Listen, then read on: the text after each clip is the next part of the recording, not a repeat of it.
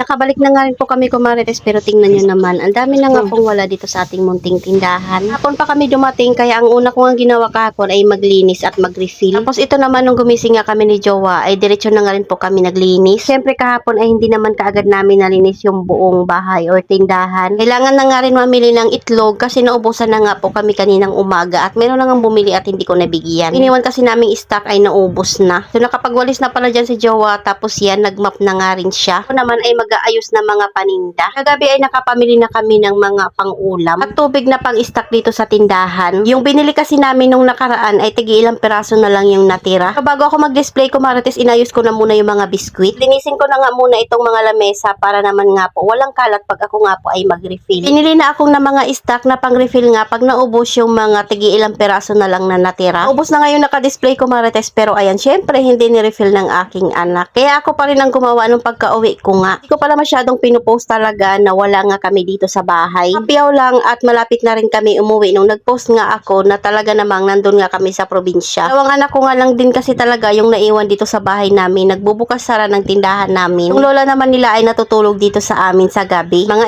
11 ng gabi nakakarating dito tapos alas 6 naman ng umaga ay may pasok. Kaya may kasama sila pagkagabi. Kaya ayan, itatapon ko na nga po yung mga dapat itapon na mga tira nilang pagkain. Kapaglinis na kami kahapon kumarites pero syempre hindi sapat. Kaya pagkagising namin ngayon ay naglinis ulit. Sabi ko kay Jowa ay mamalingki na lang siya. Ako na nga lang yung tatapos sa mga gawain dito. Ayan, kaya pala umuwi kami sa probinsya para sunduin nga yung papa ko para maipagamot nga dito sa Manila. Kaya ay nagbabad kami ng okra para mainom nga po niya ngayong umaga. Hit na rin ako ng tubig para makainom siya ng warm water na meron nga pong cloves. Ito naman nga po yung asikasuhin ko yung mga kape. Kita nyo naman na naka-refill yung mga kape doon na hindi nga po nakagupit. Pero wala na nga doon sa kapihan na gupit-gupit. Kaya ito naman nga po yung aking gagawin. Tanggalin ko yung sa ilalim ng upuan na hindi nakikita. Dahil natakpan nga ng higaan ng papa ko. Dahil kumulo na nga yung tubig ko marites ito at naglagay na nga po ako ng hot water dito sa baso niya bago ko nga siya bigyan ng pagkain. Maraming nagsabi na ito na nga muna yung inumin sa umaga bago nga po kumain. Meron ngang bumili dyan kaya ayan binigyan ko na muna. Last na nga na itlog to ko marites na stock dito sa tindahan. Sayang nga at meron pang sumunod na bumili kaya lang wala na akong naibigay. Iba talaga yung sigla ng tindahan pag tayo nga yung bantay. Tanyo naman ang daming kailangang refillan. Kaya inumpisahan ko na nga rin kaagad. So meron naman na akong mga stock dito at kailangan lang putol-putulin. Nahan na rin pala ako ni Jowa dyan ng kape. So kanya-kanya kaming gawain habang umaga pa lang para naman nga po maging maayos yung aming bahay at tindahan. Yung pag-uwi namin sa probinsya ng biglaan ko marites ay hindi nga iyon bakasyon. 2